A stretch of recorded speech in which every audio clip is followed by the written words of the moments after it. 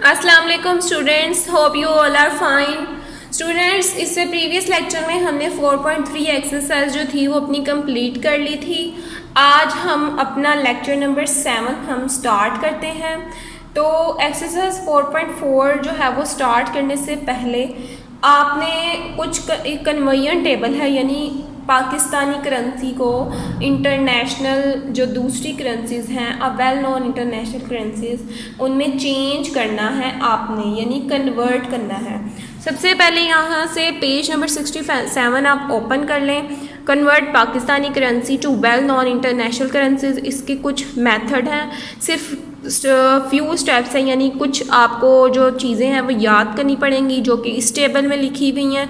उसके अलावा ये सारे क्वेश्चन जो हैं वो खुद ब खुद सोल्व हो जाएंगे। सिर्फ आपको उनकी करेंसीज का जो रुपीज़ के हिसाब से रेट है वो याद करना पड़ेगा इस टेबल में।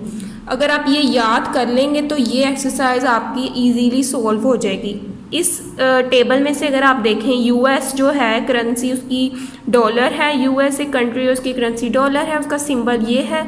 अब उसकी जो बाइंग है यानी पी के आर के हिसाब से तो 99.80 रुपीज़ का है वो, ठीक है। यानी आपने ये वाली अमाउंट जो यहाँ पे लिखी गई अमाउंट है उसको आपने याद करना है। इसके अलावा जो यहाँ पे नहीं दिए हुए वो आपके क्वेश्चन के लास्ट पे उसकी अमाउंट्स जो है वो कुछ दी गई हैं, आपने वहाँ से वो याद कर लेनी है, ठीक है। तो अब हम अपनी एक्सरसाइज की तरफ आते हैं, ठीक है। क्वेश्चन नंबर 1 यहाँ से देखें आप, convert rupees 70,000 into US dollars if the conversion rate is 1 US dollar equal to rupees 99.80। यहाँ पे उसने आपको ये दिया हुआ है, इतने रुपीज़ का जो है वो 1 US डॉलर है। आपने ये याद रखनी है वैल्यू सारी, जो भी उसके रेट दिए हुए हैं जिस भी कंट्री की करेंसी के, आपने वो याद रखने हैं, ठीक है। तो सबसे पहले हम कन्वर्ट करेंगे 70,000 रुपीज़ को यूएस डॉलर में, और 1 US डॉलर जो है वो उसने बताया है वह 99.80 रुपीज़। यहाँ से देखें कन्वर्ट अमाउंट, कौन सी अमाउंट कन्वर्ट करनी है हमने, ये वाली, यानी 70,000 रुपीज़ को रेट ऑफ 1 US डॉलर जो है वो इतना है, यानी 99.80 रुपीज़ है। हम इस अमाउंट को डिवाइड कर देंगे US डॉलर्स के साथ सिंपली, तो हमारे पास जो है वो 701.40 US डॉलर जो हैं वो आ गए हैं। तो हमारे पास रुपीज़ को हमने कन्वर्ट कर दिया है किसमें, US डॉलर्स में। नेक्स्ट हमारे पास है कन्वर्ट रुपीज़ 75,000 इंटू यूके की जो करेंसी है जो उसे हम पाउंड कहते हैं, और उसका जो सिंबल है वो ये थोड़ा सा L शेप का होता है। Rate of 1 UK pound is equal to rupees 168.50। और 1 UK जो कन्वर्ट अमाउंट जो थी वो हमारे पास कन्वर्टेबल जो अमाउंट है वो 75,000 रुपीज़ है। Rate of 1 UK pound equal to 168.50। ये आपने याद रखना है, हो सकता है कि वो आपको क्वेश्चन में ना दे, ठीक है, तो इसलिए आपने ये याद रखनी है। तो हम टोटल अमाउंट को डिवाइड कर देंगे 1 UK पाउंड के साथ, तो हमारे पास जो कन्वर्टेबल अमाउंट है रुपीज़ से वो UK पाउंड में चेंज हो गई है। नेक्स्ट आप क्वेश्चन नंबर 3 वो खुद करेंगे। क्वेश्चन नंबर 4 की स्टेटमेंट देखते हैं, convert rupees 48,000 into Indian rupee, यानी 1 इंडियन रुपीज़ जो है वो 1.60 का है, रुपीज़ का है, ठीक है। तो कन्वर्टेबल अमाउंट जो थी वो 48,000 रुपीज़ थी। Rate of 1 Indian rupee 1.60 rupees है, और टोटल अमाउंट को अब हम इसके साथ डिवाइड कर देंगे तो हमारे पास जो आंसर है वो 30,000 इंडियन रुपीज़ में आ गया है, ठीक है। तो ये कन्वर्टेबल कुछ टेबल के हिसाब से आपने इसे सोल्व करना है। नेक्स्ट क्वेश्चन नंबर 5 है हमारे पास, convert rupees 35,000 into Australian dollar, और 1 ऑस्ट्रेलियन डॉलर की जो प्राइस है वो रुपीज़ 92.77 है, ठीक है। तो कन्वर्ट अमाउंट जो थी जो हमने कन्वर्ट करनी है वो 35,000 रुपीज़ थी है। रेट ऑफ 1 ऑस्ट्रेलियन डॉलर है 92.77 रुपीज़। अब जो टोटल अमाउंट है यानी ऑस्ट्रेलियन डॉलर का रेट हमने निकालना है, यानी इसकी कितनी तादाद है, तो वो हमारे पास यहाँ से कैसे निकलेगी, इसको डिवाइड कर देंगे इसके साथ, जैसे हमने प्रीवियस क्वेश्चन में किया था। तो हमारे पास ऑस्ट्रेलियन डॉलर्स में हमने कन्वर्ट कर दिया अपने रुपी को, वो कितना बन गया 377.28 ऑस्ट्रेलियन डॉलर्स। नेक्स्ट आपने क्वेश्चन नंबर 6 जो है वो खुद करना है। क्वेश्चन नंबर 7 देखते हैं।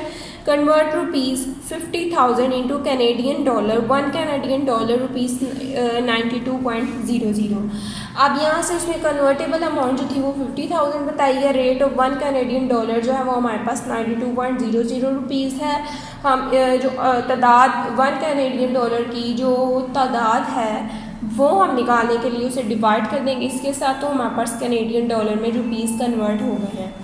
कन्वर्ट अमाउंट अब नेक्स्ट हमारे पास देखें, क्वेश्चन नंबर 8 है।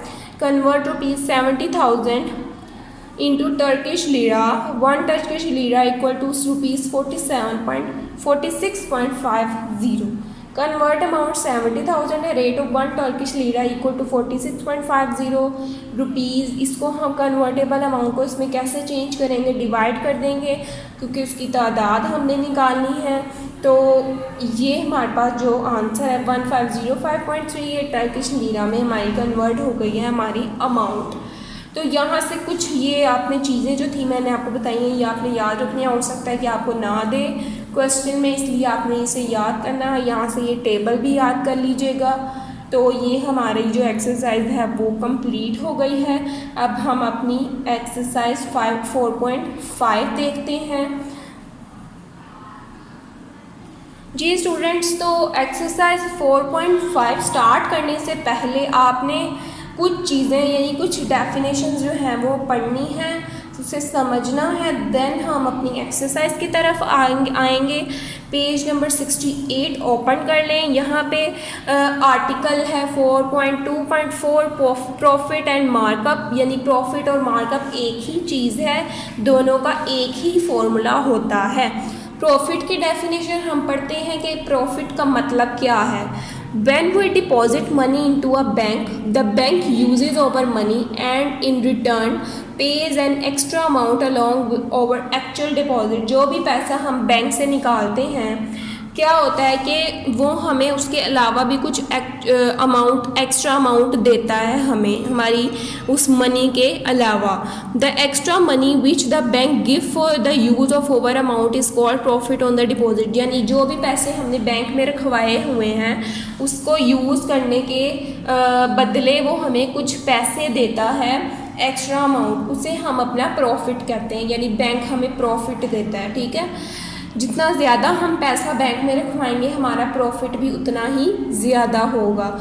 ये हो गया प्रॉफिट। नेक्स्ट हमारे पास जो चीज़ है वो मार्कअप है। मार्कअप क्या होता है? When we borrow money from bank, अगर हम बैंक से पैसे उधार ले रहे हैं टू रन अ बिजनेस, अपना बिजनेस चलाने के लिए, the bank return receives some extra amount along with the actual money given. जो भी पैसे हम बैंक से ले रहे हैं तो हमें उसे वापस ज़्यादा करने होंगे, यानी वो हमसे कुछ एक्स्ट्रा अमाउंट लेगा अपने कर्ज देने के बदले में। The extra money which bank receives is known as markup. जो बैंक हमसे रिसीव करता है एक्स्ट्रा पैसे उसको हम क्या कहते हैं? मार्कअप। नेक्स्ट हमारे पास है principal amount. The amount we borrow or deposit in the bank is called principal amount. जो भी पैसा हम बैंक से ले रहे हैं या जमा करवा रहे हैं बैंक में वो पैसा प्रिंसिपल अमाउंट कहलाएगा, यानी इसे हम असल ज़र भी कह सकते हैं, ठीक है। तो ये पैसे, इस पैसे को हम क्या कहते हैं? Principal amount. जो भी पैसा हम बैंक में रखवा रहे हैं या बैंक से उधार ले रहे हैं उन दोनों को हम प्रिंसिपल अमाउंट बोलेंगे। नेक्स्ट है प्रॉफिट या मार्कअप रेट। प्रॉफिट और मार्कअप रेट जो है वो एक ही चीज़ है, उसको हम अब पढ़ते हैं कि ये क्या होता है।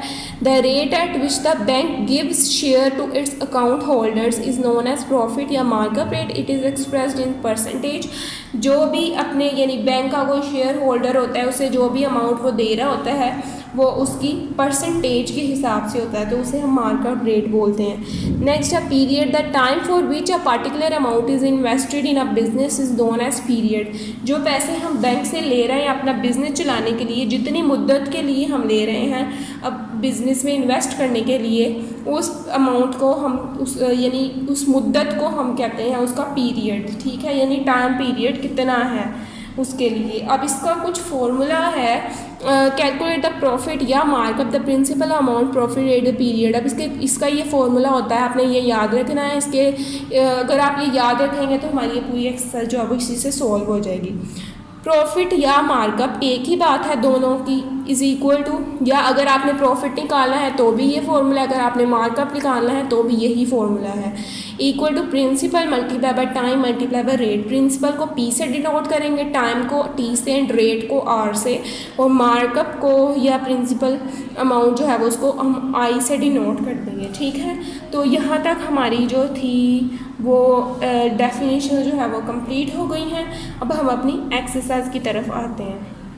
जी स्टूडेंट्स, अपनी एक्सरसाइज की तरफ आते हैं। 4.5 एक्सरसाइज है हमारी। इसका क्वेश्चन नंबर 1 हम इसके स्टेटमेंट रीड करते हैं। Find the profit on ₹40,000 at the rate of 3% per year for 4 years. ठीक है, यहाँ पे कुछ चीज़ें दी हुई हैं।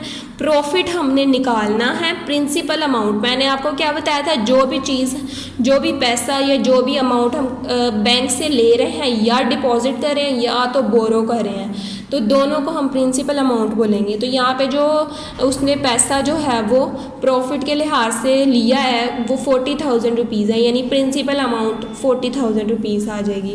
रेट उसका 3% है, उसको हम आर से डिनोट करते हैं। टाइम पीरियड 4 ईयर्स है।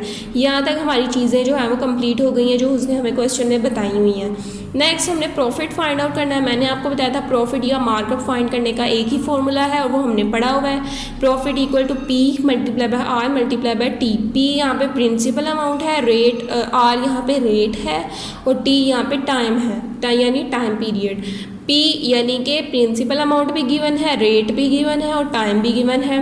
प्रिंसिपल अमाउंट हमारे पास 40,000 रुपीज़ है, रेट हमारे पास 3% है और टाइम 4 ईयर्स यानी 4 है। अब रेट जो था वो 3% था, 3% को हम यूँ लिखते हैं 3 डिवाइडेड बाय 100। तो इन तमाम वैल्यूज़ को हम सोल्व करेंगे। 40,000 को मल्टीप्लाई करेंगे 3 के साथ, मल्टीप्लाई करेंगे 4 के साथ, जो भी वैल्यू आएगी हम उसे डिवाइड कर देंगे 100 के साथ, तो हमारे पास प्रॉफिट आ जाएगा 4,800 रुपीज़। ये हमारा क्वेश्चन नंबर 1 जो है वो यहाँ तक कंप्लीट हो गया। अब क्वेश्चन नंबर 2 की हम स्टेटमेंट पढ़ते हैं। South borrowed ₹25,000 from bank. South ने बैंक से इतने पैसे लिए हैं at the rate of 6% per year. उसका रेट 6% है, एक साल के हिसाब से फॉर 3 ईयर, जो टाइम है 3 ईयर्स, यानी इतने टाइम के लिए उसने लिए हैं। Find the markup of bank. यहाँ पे कुछ डाटा जो है वो क्या है वो लिखते हैं हम सबसे पहले। प्रिंसिपल अमाउंट यानी जो भी पैसे उसने बोरो किए हैं उसे हम प्रिंसिपल अमाउंट बोलते हैं, ये मैंने आपको स्टार्टिंग में ही बता दिया है। तो प्रिंसिपल अमाउंट कितनी थी 25,000 रुपीज़। रेट उसका है यानी आर जो था वो 6% था। टाइम जो टाइम पीरियड है वो 3 ईयर्स है। मार्कअप हमें फाइंड करना है। प्रॉफिट और मार्कअप निकालने का एक ही फॉर्मूला है, markup equal to P multiply R multiply T. Principal amount है, आर रेट है और टी टाइम है। इसकी वैल्यूज़ हम लगा देंगे सबकी।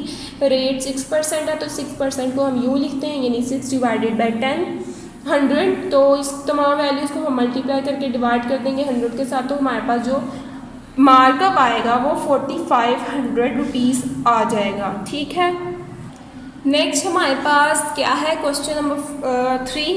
क्वेश्चन नंबर 3 की हम अब क्या पढ़ते हैं, स्टेटमेंट पढ़ते हैं, देन हम अपना जो क्वेश्चन है वो इसे सॉल्व करेंगे। क्वेश्चन नंबर 3 की स्टेटमेंट है। Find the principal amount invested by Riaz in a business.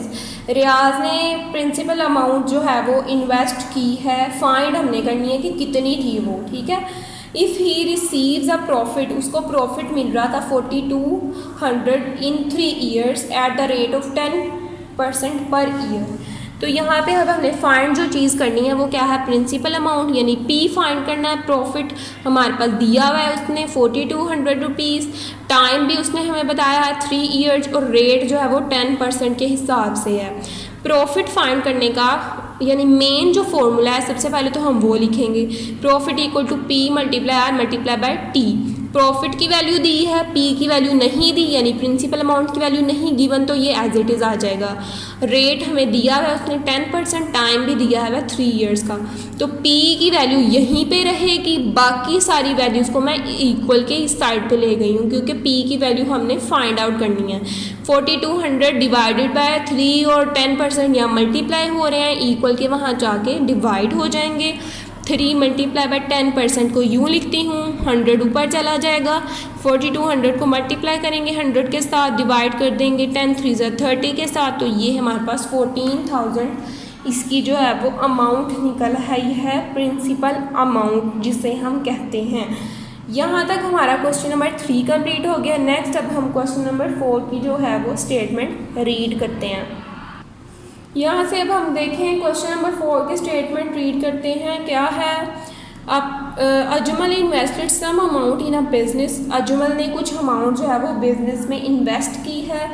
He receives a profit, और उस इन्वेस्ट के बदले में वो प्रॉफिट कमा रहा है कितना, 27,000 का, at the rate of 12% per year, 12% के हिसाब से उसका रेट है। 3 ईयर्स के लिए, टाइम 3 ईयर्स है। फाइंड हिज ओरिजिनल इन्वेस्टमेंट, उसकी ओरिजिनल जो इन्वेस्टमेंट थी वो हमने फाइंड करनी है, यानी ओरिजिनल जो भी चीज़ हम इन्वेस्ट करते हैं या बोरो करते हैं उसे हम प्रिंसिपल अमाउंट बोलते हैं। तो यहाँ पे भी हमने क्या फाइंड आउट करना है, प्रिंसिपल अमाउंट। ठीक है, प्रॉफिट उसको 27,000 रुपीज़ का हो रहा था, रेट उसका 12% है, 3 ईयर्स के लिए टाइम था। प्रिंसिपल अमाउंट हमने फाइंड आउट करनी है, सेम क्वेश्चन नंबर 3 की तरह।